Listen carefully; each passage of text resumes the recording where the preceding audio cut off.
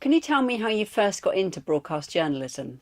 I got some very good advice from a guy called John Inverdale, who is a BBC sports presenter. I used to know him from a rugby club I was at, and he said to me, if you want to do anything that I do a postgrad diploma in broadcast journalism and then start freelancing in local radio. And then, sure enough, 3 months later, I came here and went through the selection day.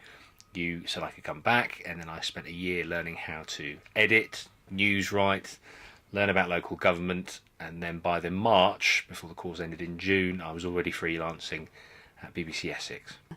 How did you get your first job in journalism? It was a guest editor. It was my turn to present. We all took it in turns to report, run social media, produce, and present.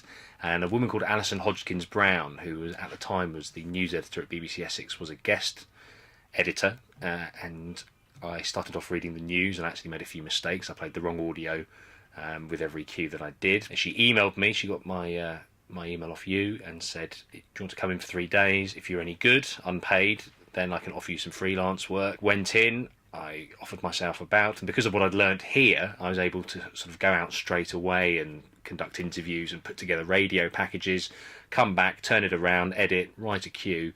Nothing was flashy, but I was able to do it, and then it kind of went from there, and then that sort of turned into a contract, and I had 2 happy years there. What's the best thing about being a journalist? Just the variation, just the people you meet. Some good advice early on that you should never lose any kind of empathy. And other times you could be interviewing Steve Carell ahead of his latest film. What advice would you give to anybody starting out in journalism? Prepare yourself for a tricky road to start with. It's not going to be easy. You're not just going to fall into a job. You're going to have to bust your ass, to be frank, to market yourself and think about why someone would have you.